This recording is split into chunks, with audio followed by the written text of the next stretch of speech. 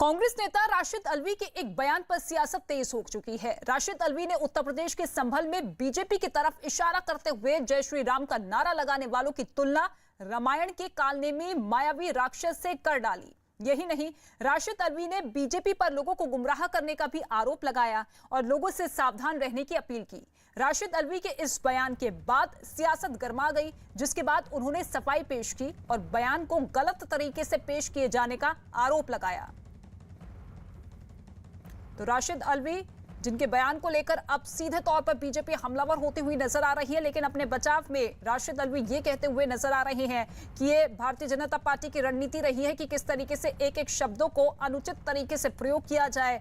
मैं अभी भी मानता हूं कि देश में राम राज्य होना चाहिए, क्योंकि इसी राम राज्य में किसी तरह की नफरत की कोई गुंजाइश नहीं होती है। मैंने ये नहीं कहा है कि सभी राम भक्त राक्षस है। मैंने ये कहा है कि राम की आड़ में कुछ लोग हैं जो कि इस माहौल को खराब करते हैं। आज भी बहुत लोग जय श्री राम का नारा लगाते हैं, वो सब मुनि नहीं, वो निश्चल हो। होशियार रहने की जरूरत है। जय श्री राम बोलने वाला हर आदमी राक्षस होता है। मैंने कहा है कि जय श्री राम बोलने वाला हर आदमी मुनि नहीं होता। श्री राम एक आस्था का नाम पे, उन पे राजनीति नहीं की जा सकती। मैंने ये भी कहा है कि देश के अंदर सही माने में राम राज्य आना चाहिए, जहां पे नफरत का नामो निशान नहीं होना चाहिए। भारतीय जनता पार्टी की तो आदत है कि वो एक एक लफ्ज निकाल के उसको एक्सप्लॉइट करते हैं। और राशिद अल्वी के राम नाम पर दिए बयान पर बीजेपी ने उन्हें घेर लिया है और आस्था के नाम पर राजनीति करने का आरोप लगा दिया। जय श्री राम की शक्ति का पता पूरे देश में लगा है सबको, और ये पता फिर से लगेगा कि जय श्री राम का क्या मायने हैं। जय श्री राम आस्था का प्रश्न है सबके, एक श्रद्धा का केंद्र है, और उनके बारे में टिप्पणी उचित नहीं है। लोग क्या बोलते हैं क्या नहीं बोलते हैं विषय नहीं है। और बीजेपी नेता राम कदम ने भी राशिद अल्वी को उनके बयान पर घेर लिया और धर्म का सम्मान करने की सलाह दे डाली।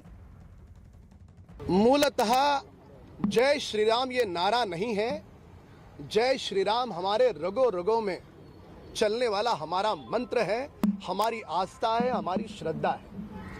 अब जिनकी आंखों को, जिनके कानों को जय श्री राम ये नारा पसंद नहीं है, तो जाए जहां जय श्री राम का नारा नहीं लगता ऐसे भूमि पर जाए, बिल्कुल जाए। हिंदुस्तान में रहना होगा तो हर धर्म का सम्मान करना होगा। जय श्री राम के प्रति इस प्रकार की कोई भी आपत्तिजनक बयान हम सहेंगे नहीं। राशिद अल्वी ने भले ही अपने बयान पर सफाई पेश की हो, लेकिन इससे बीजेपी नेताओं का गुस्सा थमा नहीं है और एक के बाद एक बीजेपी नेता राशिद अल्वी के साथ कांग्रेस को भी घेरते हुए नजर आ रहे हैं। तो राशिद अल्वी के बयान के बाद लगातार बीजेपी अब कांग्रेस पार्टी को घेरती हुई नजर आ रही है और कहा है कि तुष्टीकरण की राजनीति करने पर एक बार फिर से कांग्रेस पार्टी आमादा होती हुई नजर आ रही है। पहले सलमान खुर्शीद की बुक को लेकर जिस तरीके से विरोध जताया गया, जिसमें सीधे तौर पर आतंकवादी संगठन के साथ हिंदुत्व का कंपैरिजन किया गया, और अब राम भक्तों का अपमान करने के बयान को लेकर बीजेपी हमलावर होती हुई नजर आ रही है। और इसके साथ ही अलग अलग राज्यों में, अलग अलग हिस्सों में अब विरोध प्रदर्शन भी तेज होता हुआ नजर आ रहा है और सीधे तौर पर कांग्रेस पार्टी का स्टैंड क्लियर करने की मांग करती हुई बीजेपी की आखिर कांग्रेस पार्टी के दिग्गज नेता इस तरीके से नफरत भरा बयान क्यों देते हैं। बड़ा दुर्भाग्यपूर्ण है कि कांग्रेस लगातार देश में, देश के लोगों को, खास करके हिंदुस्तानियों को जो हिंदुत्व की बात करके और उनको आतंकी बताने का कोशिश करती है। तो मैं पूछना चाहता हूं राशिद अल्वी साहब से कि आखिर इतनी नफरत क्यों हो गई हिंदुस्तानियों से, या भारतीय जनता पार्टी के लोगों से, या प्रभु श्री राम से नफरत की बात आप कर रहे हैं, उनके भक्तों से नफरत की बात कर रहे हैं। पहले आप सब लोग प्रभु श्री राम के अस्तित्व पर सवाल उठाते हैं, सुप्रीम कोर्ट में हलफनामा देते हैं, काल्पनिक बताते हैं, और उसके बाद आज कार सेवकों को या राम भक्तों को आप राक्षस बताते हैं। तो आखिर आप क्यों ये सब गाली गलौज कर रहे हैं? आपको क्या नफरत है हिंदुस्तान के लोगों से, या प्रभु श्री राम से, या उनके भक्तों से? इसका जवाब कांग्रेस को देना चाहिए, उनकी राष्ट्रीय अध्यक्षा को देना चाहिए, उनकी राष्ट्रीय महासचिव जो उत्तर प्रदेश में घूम रही हैं प्रियंका वाड्रा, उनको देना चाहिए कि आखिर हिंदुस्तान में रहकर इस तरह की नफरत की बात करना, राशिद अल्वी साहब क्या करना चाहते हैं, क्यों गालियां दे रहे हैं हिंदुस्तान के लोगों को। और सबसे बड़ी बात यह है कि प्रभु श्री राम, जिनमें हम सब की करोड़ों करोड़ हिंदुओं की आस्था है, आप उनको राक्षस बता रहे हैं। जब राशिद अल्वी भगवान श्री राम के भक्तों को राक्षस बताते हैं तो इनकी तुष्टीकरण की राजनीति का हिस्सा है। ये सब फूके हुए कारतूस हैं, ट्रांसफार्मर हैं। अपने आप को जिंदा करने के लिए ये ऐसे बयान दे रहे हैं जिससे हिंदुओं की भावनाओं को ठेस पहुंचे। इनको निश्चित रूप से पूरे भारत के समस्त हिंदुओं से माफी मांगनी चाहिए। जिनकी भावनाओं को ठेस पहुंचाई है उससे माफी मांगे। यूपी के संभल में राशिद अल्वी ने सभा के दौरान क्या बयान दिया था जिस पर विवाद खड़ा हो चुका है, आइए आपको एक बार फिर से सुनवाते हैं राशिद अल्वी का वो विवादास्पद बयान। कि आज भी बहुत लोग जय श्री राम का नारा लगाते हैं, वो सब मुनि नहीं, वो निश्चल हो, होशियार रहने की जरूरत है।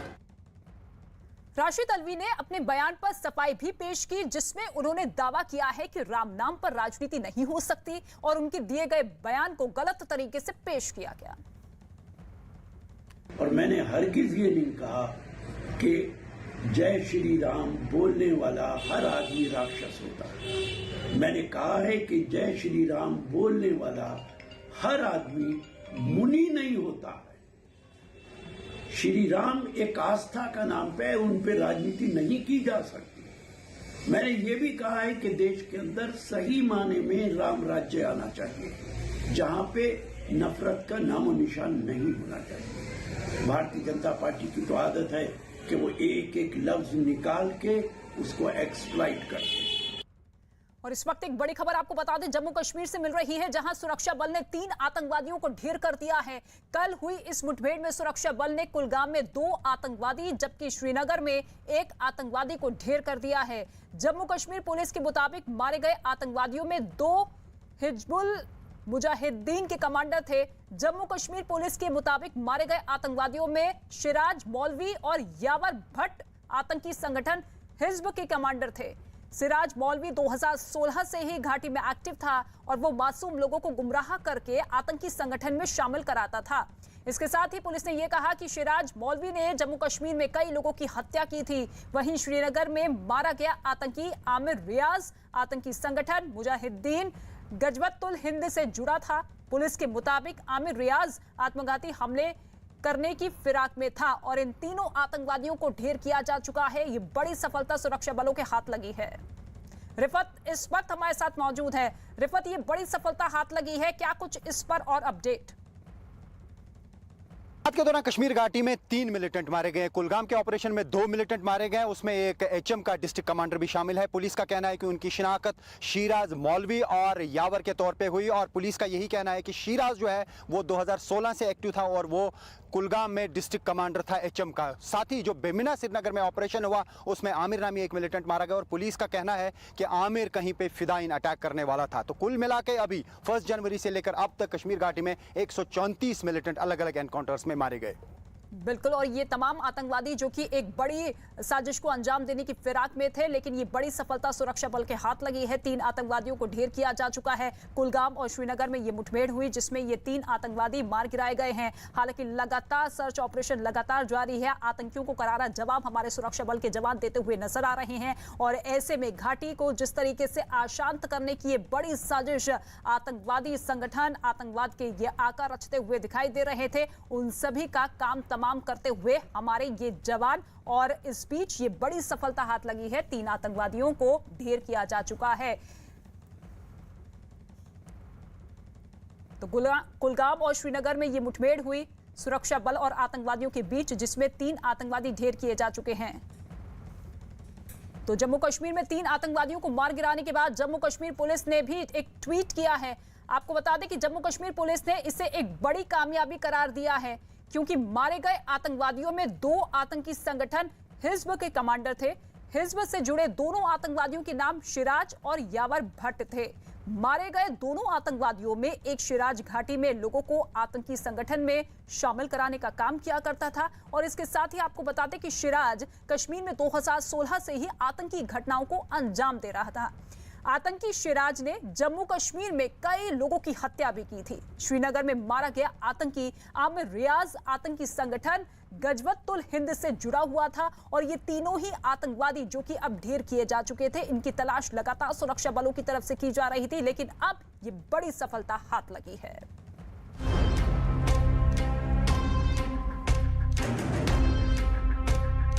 विजिबिलिटी पर असर पड़ रहा है।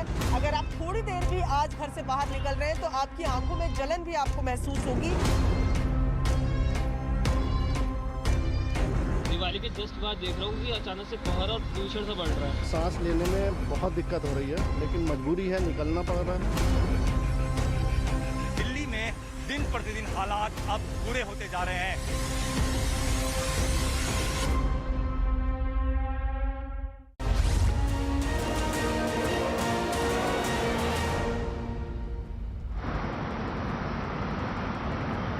नमस्कार, मैं हूं आपके साथ जसप्रीत कौर। मैं मौजूद हूं दिल्ली के अक्षरधाम इलाके में।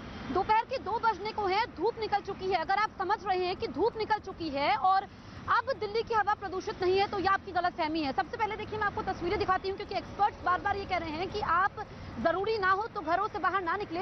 देखिए, दोपहर 2 बजे जब चटक धूप होती है अभी भी विजिबिलिटी कम है।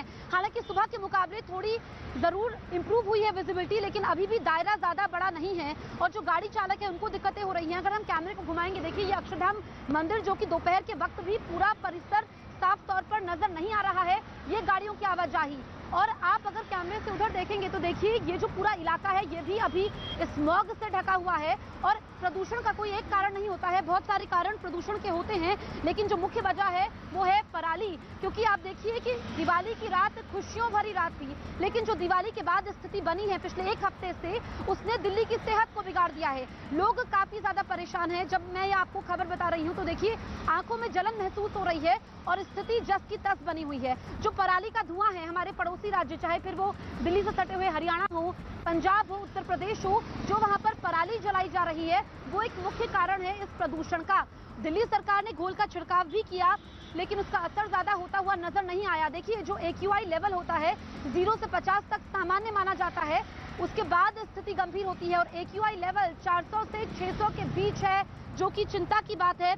और लोग जहरीली हवा के नीचे सांस लेने को मजबूर हैं, लेकिन स्थिति ज्यादा गंभीर इसलिए हो गई है क्योंकि जो गाड़ियों से ईंधन निकल रहा है। देखिए दिल्ली सरकार ने तमाम इंतजाम किए हैं, चाहे फिर उन्होंने पार्किंग की फीस को बढ़ा दिया है ताकि लोग ज्यादा से ज्यादा मेट्रो का या बसों का इस्तेमाल करें, उसकी फ्रीक्वेंसी बढ़ा दी गई है। खुले में कूड़ा नहीं जलाया जा सकता है, खुले में झाड़ू नहीं लगाया जा सकता है। जो एंटी डस्ट कैंपेन है, एंटी क्रैकर कैंपेन की शुरुआत हुई थी, लेकिन उसका बहुत ज्यादा असर होता हुआ नजर नहीं आ रहा है।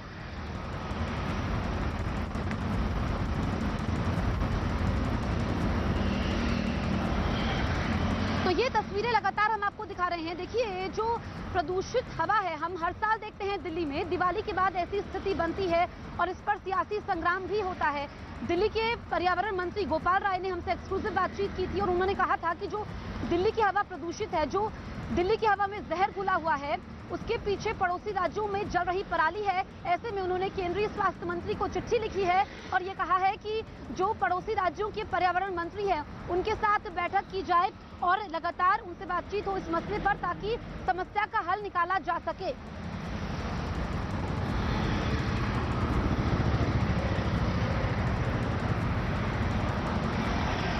हमारी सहयोगी प्रियंका ने जायजा लिया बारापुला फ्लाईओवर में, वहां के क्या हालात थे ये हम देखते हैं एक रिपोर्ट के जरिए।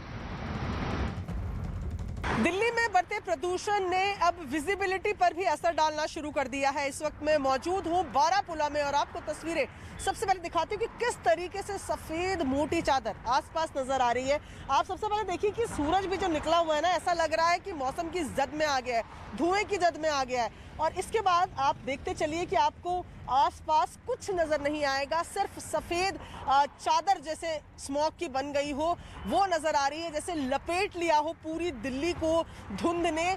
उस तरीके की तस्वीरें आज देखने को मिल रही है। बिल्डिंग्स धुंधली दिख रही है जो यहाँ से बेहद कम दूरी में है। विजिबिलिटी की भी अगर बात करें तो बारापुला में इस वक्त हम मौजूद है और देखिए जो तमाम वाहन आ रहे हैं आपको 200-300 मीटर तक तो साफ नजर आ रहे हैं, लेकिन उसके बाद विजिबिलिटी पर असर पड़ रहा है। अगर आप थोड़ी देर भी आज घर से बाहर निकल रहे हैं तो आपकी आंखों में जलन भी आपको महसूस होगी। यानी कि प्रदूषण का जो स्तर है वो दिल्ली के तमाम सेंटर्स में जहां पर प्रदूषण को मापा जाता है वहां पर आज सभी जगह गंभीर स्थिति में यानी कि सीवियर कैटेगरी में बना हुआ है। ऐसे में डॉक्टर्स का कहना है कि आजकल के दिनों में मॉर्निंग वॉक को बिल्कुल अवॉइड किया जाए और बिना मास्क के घर से बाहर नहीं निकला जाए। आपको बता दें, दिल्ली में प्रदूषण की बड़ी वजह हरियाणा और पंजाब में जलाई जा रही पराली है। जो नासा ने तस्वीर साझा की है उसमें एक बड़ा हिस्सा लाल नजर आ रहा है और 24 घंटों में जो वहां पर पराली जलाई गई है उस वजह से वो हिस्सा लाल हो चुका है। तस्वीरें लगातार आप देखिए कि स्थिति क्या है पंजाब और हरियाणा की। लगातार वहां पर किसान पराली जला रहे हैं और वो कह रहे हैं कि उनकी मजबूरी है, वो अपनी मजबूरी बयां कर रही है। अब प्रशासन ने हालांकि सख्ती भी की है हरियाणा के कई इलाकों में जहां पर किसान पराली जला रहे हैं, वहां पर अब प्रशासन जुर्माना लगा रहा है ताकि ऐसी घटनाओं को रोका जा सके।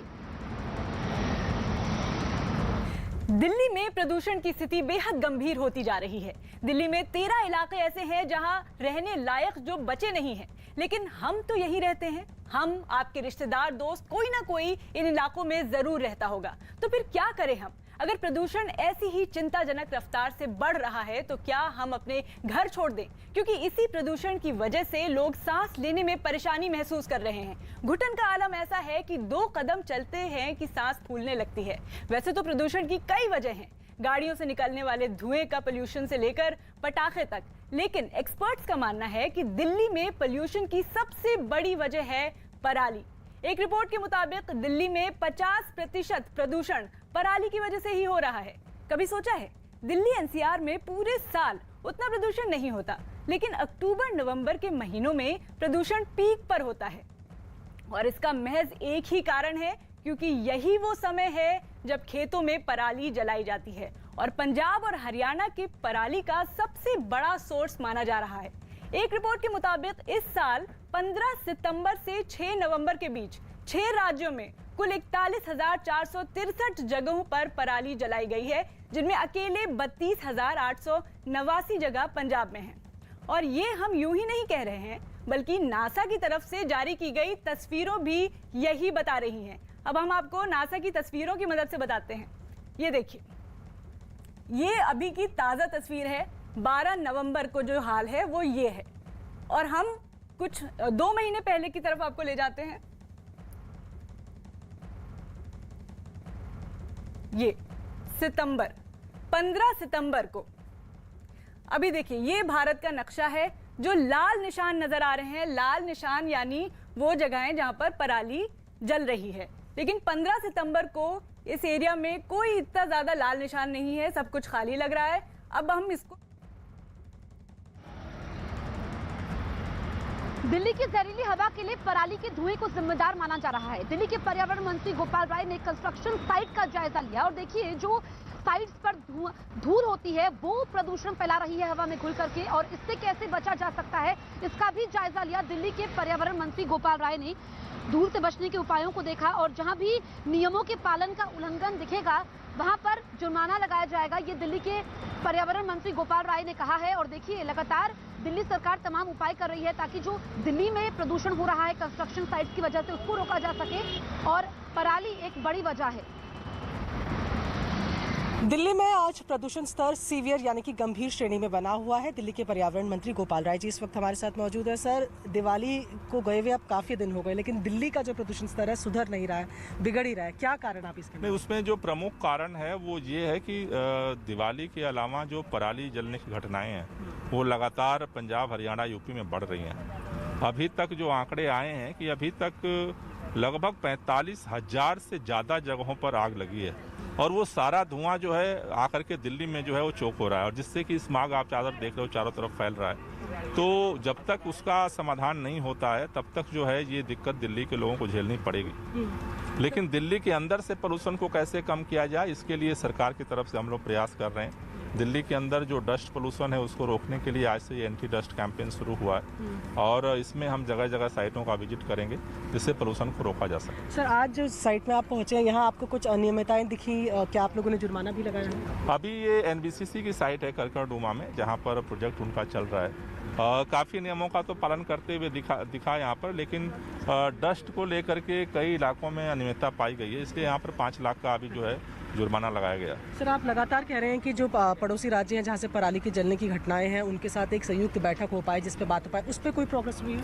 अभी तक तो रिस्पांस नहीं आया है। कल मैंने दोबारा जो है केंद्रीय पर्यावरण मंत्री जी को चिट्ठी लिखी है, क्योंकि अभी दिल्ली के सामने जो सबसे बड़ा प्रदूषण का जो संकट है उसका जो सबसे बड़ा कारण दिख रहा है वो पराली जलने की घटनाएं हैं। तो इसलिए हमारा निवेदन है कि केंद्र सरकार जल्दी इस पर पहल करे जिससे कि लोगों को थोड़ी राहत मिल सके। यूपी के कानपुर में भी AQI लेवल 400 के पार पहुंच गया है, तो समझिए कि हवा कितनी जहरीली है वहां पर अस्पतालों में मरीजों की लाइन लग गई है और वहां के अस्पताल के मुताबिक पिछले दिनों 3000 से ज्यादा मरीज सामने आए हैं जिनको सांस लेने में दिक्कत हो रही है। तो वहां पर भी स्थिति बेहद चिंताजनक है। तस्वीरें हम आपको दिखा रहे हैं कानपुर की। आप समझिए, प्रदूषण के खतरे को देखते हुए लोगों को घर से बाहर नहीं निकलने की डॉक्टर से सलाह दे रहे हैं। कानपुर के हेलट अस्पताल के मुताबिक वहां 3 दिनों में सांस की परेशानी के करीब 3000 से ज्यादा मरीज सामने आए हैं।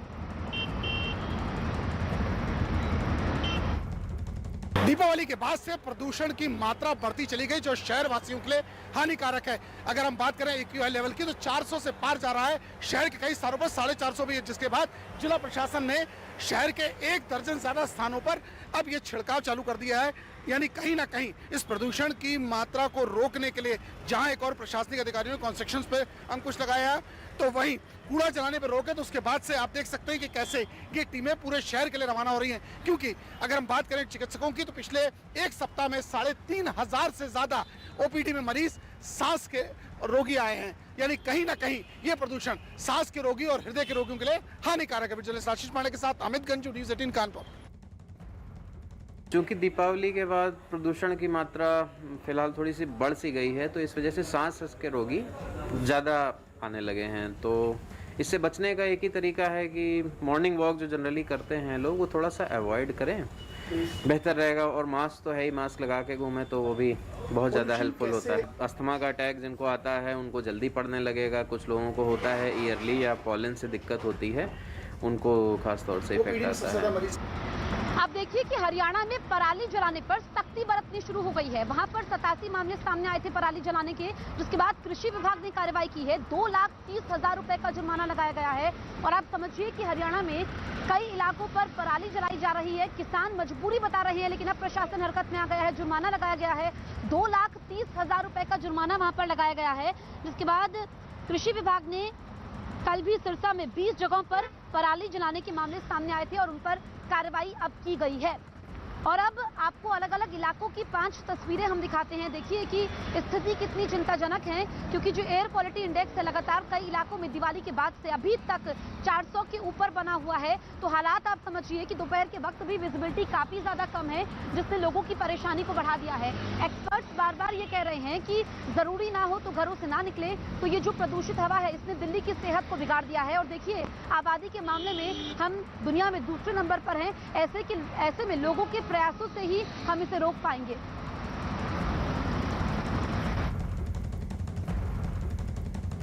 चलिए खबरों का सिलसिला आगे बढ़ाते हैं। यूपी विधानसभा चुनाव से पहले योगी सरकार प्रदेशवासियों को पूर्वांचल एक्सप्रेसवे के रूप में तोहफा देने जा रही है। यूपी के मुख्यमंत्री योगी आदित्यनाथ आज पूर्वांचल एक्सप्रेसवे का जायजा लेंगे। तय कार्यक्रम के मुताबिक सीएम योगी दोपहर 2 बजे के आसपास पूर्वांचल एक्सप्रेसवे सुल्तानपुर पहुंचेंगे और तैयारियों का जायजा लेंगे। प्रधानमंत्री नरेंद्र मोदी 16 तारीख को पूर्वांचल एक्सप्रेसवे का उद्घाटन करेंगे। इसके बाद इसे आम जनता के लिए आधिकारिक रूप से खोल दिया जाएगा। उससे पहले मुख्यमंत्री योगी आदित्यनाथ पूर्वांचल एक्सप्रेसवे का जायजा लेने के लिए सुल्तानपुर पहुंचेंगे। पूर्वांचल एक्सप्रेसवे को इस तरीके से बनाया गया है कि फाइटर प्लेन्स इमरजेंसी लैंडिंग कर पाए। करीब 341 किलोमीटर लंबे पूर्वांचल एक्सप्रेसवे की अनुमानित लागत करीब 23,349 करोड़ रुपए आंकी गई है। तो पूर्वांचल एक्सप्रेसवे की सौगात उत्तर प्रदेश के लोगों को मिलने जा रही है। उससे पहले मुख्यमंत्री योगी आदित्यनाथ वहां पर कार्यों का जायजा ले रहे हैं। उत्तर प्रदेश को पूर्वांचल एक्सप्रेसवे की सौगात मिलने वाली है। आज सीएम योगी करीब 2:30 बजे तैयारियों का जायजा लेंगे। 16 नवंबर को पीएम मोदी का कार्यक्रम होना है। इसी कार्यक्रम से पहले आज सीएम योगी का हेलीकॉप्टर एक्सप्रेसवे पर उतरेगा। देखिए न्यूज 18 इंडिया संवाददाता अमित सिंह की यह रिपोर्ट। इस वक्त हम मौजूद हैं पूर्वांचल एक्सप्रेसवे पर और यहाँ पर मैं तस्वीरों के जरिए दिखाना चाहूंगा कि किस तरीके से यहाँ पर डिफेंस का हेलीकॉप्टर जो है यहाँ पर थोड़ी देर पहले लैंड हुआ है। पूर्वांचल एक्सप्रेसवे पर यहाँ पर डिफेंस का हेलीकॉप्टर है, तो रिहर्सल इसी तरीके से किया जा रहा है। यहाँ पर डिफेंस एयरफोर्स के काफ़ी ज़्यादा जवान यहाँ पर मौजूद हैं। इस वक्त पूर्वांचल एक्सप्रेसवे पर लोकल पुलिस के जवान यहाँ पर मौजूद हैं। यहाँ तस्वीरों में आप देख सकते हैं कि जो इस वक्त हेलीकॉप्टर पूर्वांचल एक्सप्रेसवे पर मौजूद हैं, जो अभी थोड़ी देर पहले लैंड हुआ है, वो एक्सप्रेसवे पर हेलीकॉप्टर डिफेंस का है, एयरफोर्स का है। हेलीकॉप्टर एयरफोर्स के जवान अभी इस हेलीकॉप्टर से उतरे हैं। तो इस तरीके की तैयारियां हैं। 16 नवंबर को लेकर तैयारियां की जा रही हैं। यहाँ पर जब प्रधानमंत्री नरेंद्र मोदी पहुंचेंगे यहाँ पर पूर्वांचल एक्सप्रेसवे पर वायुसेना के फाइटर प्लेन का लैंडिंग की जाएगी। वो अद्भुत नज़ारा होगा और आज उसी तरीके से यहाँ पर तैयारी की जा रही है। जब आप देख सकते हैं कि डिफेंस का जो हेलीकॉप्टर है वो लैंड कर चुका है पूर्वांचल एक्सप्रेसवे पर।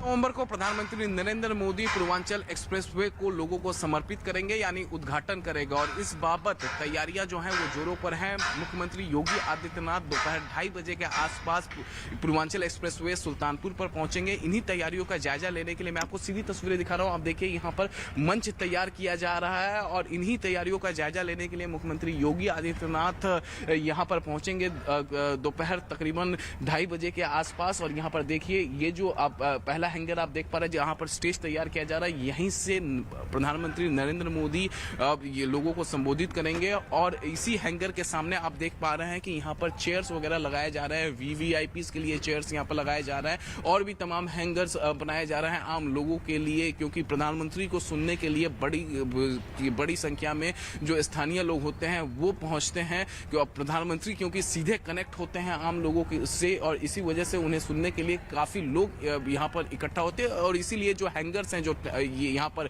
वो देखिए काफ़ी लंबा यहाँ पर हैंगर बनाया जा रहा है, क्योंकि लाखों की संख्या में प्रधानमंत्री को सुनने के लिए लोग पहुँचते हैं। मैं आपको तस्वीरें दिखाऊं तो सामने पूर्वांचल एक्सप्रेसवे है। महज यहाँ से 20 मीटर की दूरी पर प्रधानमंत्री लोगों को संबोधित करने के बाद 20 मीटर ये पूर्वांचल एक्सप्रेसवे है, सीधे वहाँ पर जाएंगे। वहाँ पर भी एक छोटा सा हैंगर बनाया गया है जहाँ पर प्रधानमंत्री समेत सभी वीवीआईपी वहाँ पर बैठेंगे और पूर्वांचल एक्सप्रेसवे पर वायुसेना के फाइटर प्लेन लैंड करेंगे। पूर्वांचल एक्सप्रेसवे 341 किलोमीटर लंबी है और इसे इस तरीके से बनाया गया है ताकि इमरजेंसी लैंडिंग प्लेन्स का यहाँ पर हो पाए, फाइटर प्लेन का हो पाए इमरजेंसी लैंडिंग। तो अब गाजीपुर, आजमगढ़, मऊ जो कम विकसित वाले जिले हैं उन्हें सीधे पूर्वांचल एक्सप्रेसवे के जरिए लखनऊ से जोड़ा गया है ताकि उन जिलों का विकास हो पाए। तो चुनावों से पहले पूर्वांचल एक्सप्रेसवे की सौगात उत्तर प्रदेश की जनता को मिलने वाली है। 9 जिलों तक इस एक्सप्रेसवे का जो है वो सफर होगा। एक्सप्रेसवे की सौगात मिलने वाली है। सीएम योगी आज जायजा लेने जा रहे हैं। करीब 2 बजे का वक्त बताया गया है कि वो सुल्तानपुर पहुंचेंगे और सवाल यही है क्योंकि जिस तरह से उत्तर प्रदेश में विधानसभा चुनाव नजदीक हैं, उसी को मद्देनजर 16 तारीख को प्रधानमंत्री नरेंद्र मोदी इस पूर्वांचल एक्सप्रेसवे का उद्घाटन करने जा रहे हैं। ये तस्वीरें आप देख सकते हैं किस तरह से पूर्वांचल एक्सप्रेसवे की सौगात जल्द ही उत्तर प्रदेश की जनता को मिलने जा रही है। 16 तारीख को पूर्वांचल एक्सप्रेसवे का उद्घाटन होगा। खुद देश के प्रधानमंत्री नरेंद्र मोदी इस एक्सप्रेसवे का उद्घाटन करेंगे और आज मुख्यमंत्री योगी आदित्यनाथ किस तरह से वहां पर तैयारियां चल रही हैं, किस तरह से इस एक्सप्रेसवे को लेकर कार्य चल रहा है, तमाम कार्यों की समीक्षा के लिए सुल्तानपुर पहुंचे हैं और वहां पर जायजा लेंगे। 9 जिलों तक इस एक्सप्रेसवे का सफर जो है वो रहेगा और ये कह सकते हैं कि जिस तरह से उत्तर प्रदेश में चुनाव नज़दीक हैं, उससे पहले अगर पूर्वांचल एक्सप्रेसवे का उद्घाटन होता है तो ये सरकार के लिए एक बड़ी उपलब्धि के तौर पर भी सामने आएगा। 341 किलोमीटर लंबा है ये पूर्वांचल एक्सप्रेसवे और 23,349 करोड़ रुपए इसकी लागत बताई जा रही है। लखनऊ से गाजीपुर तक ये एक्सप्रेसवे है और 3 किलोमीटर लंबा रनवे भी है। कहा जा रहा है कि इमरजेंसी लैंडिंग फाइटर प्लेन्स की इस एक्सप्रेसवे पर हो सकती है और इससे पहले भी उत्तर प्रदेश के कई हाईवे हैं जहां पर फाइटर प्लेन की इमरजेंसी लैंडिंग हुई है और पूर्वांचल एक्सप्रेसवे भी इसी तर्ज पे बनाया गया है। 341 किलोमीटर लंबा पूर्वांचल एक्सप्रेसवे, लागत करीब 23,349 करोड़ रुपए है। लखनऊ से गाजीपुर तक यह एक्सप्रेसवे है। 16 तारीख को खुद देश के प्रधानमंत्री नरेंद्र मोदी इसका उद्घाटन करने जा रहे हैं। 3.5 घंटे में 300 किलोमीटर की यात्रा जो है इस एक्सप्रेसवे के जरिए होगी पूरी। चलिए इस खबर पे और ज्यादा जानकारी के लिए सीधा रुक करते हैं मेरे सहयोगी अमित हमारे साथ बने हुए। अमित, क्या उत्तर प्रदेश के मुख्यमंत्री योगी आदित्यनाथ पहुंच गए हैं? क्योंकि 16 तारीख को उद्घाटन है, उससे पहले जितने भी काम हैं, जितनी भी तैयारियां हैं वो सही तरीके से हो, सुचारू रूप से वहां पे संपन्न हो, इसको लेकर आज पहुंचने वाले हैं खुद योगी आदित्यनाथ। देखिए 2:30 बजे के आसपास योगी आदित्यनाथ यहां पर पहुंचेंगे। तकरीबन 2:30 बजे के आसपास का समय है, लेकिन यहां पर जो है वायुसेना एयरफोर्स जो है अपने फाइटर प्लेन उतारना इस पूर्वांचल एक्सप्रेस पर शुरू कर दिए हैं। 2 फाइटर प्लेन उतारे गए हैं यहां पर और अभी अनुमान लगाया जा रहा है कि और भी फाइटर प्लेन यहां पर आ सकते हैं। 2:30 बजे के आसपास यहां पर मुख्यमंत्री योगी आदित्यनाथ पहुंचेंगे, जब वो समीक्षा बैठक करेंगे, अधिकारियों के साथ करेंगे और जायजा लेंगे कि किस तरीके से यहां पर काम पूरा हुआ है। जो प्रधानमंत्री यहां पहुंचने वाले हैं, प्रधानमंत्री के कार्यक्रम को लेकर जिस तरीके से हैंगर्स बनाए जा रहे हैं, पूर्वांचल एक्सप्रेसवे पे हैंगर बनाए जा रहे हैं, उस हैंगर को लेकर वो जायजा लेंगे। इसी पूर्वांचल एक्सप्रेसवे पर अभी 2 फाइटर प्लेन बहुत ही नीचे की तरह जैसे प्रैक्टिस कर रहे थे अभी, और जाहिर तौर पर अभी थोड़ी देर में अभी और भी फाइटर प्लेन्स यहां पर आएंगे। तो लगातार जो प्रैक्टिस है 16 नवंबर का जो एक रिहर्सल है वो किया जा रहा है यहाँ पर। अमित, एक सवाल मेरा आपसे ये भी है कि साफ तौर से जब भी विधानसभा चुनाव नजदीक होते हैं तो कई बार ऐसा देखा जाता है कि बड़ी जल्दी में उद्घाटन किए जा रहे हैं ताकि एक उपलब्धि जनता के सामने पेश किया जाए। तो आपको तैयारियां किस तरह से नजर आ रही है? क्या 16 तारीख तक ये एक्सप्रेसवे आम जनता के लिए पूरी तरह से तैयार है? कोई जल्दबाजी तो नहीं? जी नहीं, अब कोई जल्दबाजी नहीं और 16 तारीख को आम जनता के लिए ये एक्सप्रेसवे खोल दिया जाएगा, जो कि लखनऊ से गाजीपुर तक के लिए है। 341 किलोमीटर का ये एक्सप्रेसवे है और अगर हम बात करें तो उत्तर प्रदेश के जो कम विकसित जिले जैसे गाजीपुर, आजमगढ़, मऊ, उन जिलों से लखनऊ को सीधे कनेक्ट करने की यहाँ पर कोशिश की गई है। मैं एक बार तस्वीरें आपको दिखाने की कोशिश करूंगा और शायद इस बीच एक और फाइटर प्लेन भी हमें लैंड करने को मिल सकता है। ये जो सड़क है, ये जो प्रमुख एक्सप्रेसवे है, सीधे लखनऊ और गाजीपुर को कनेक्ट करता है। इस बीच जितने भी जिले बीच में है, चाहे वो सुल्तानपुर हो, चाहे वो अयोध्या हो, आजमगढ़ हो, मऊ हो, गाजीपुर हो, उन तमाम कम विकसित जिलों को सीधे लखनऊ के साथ इसलिए कनेक्ट किया गया है ताकि उन जिलों का विकास हो पाए सही तरीके से। तो एक्सप्रेसवे पूरी तरीके से तैयार है और 16 तारीख को प्रधानमंत्री इसका उद्घाटन करेंगे और लोगों के लिए समर्पित कर देंगे। जी शुक्रिया अमित तमाम जानकारी के लिए।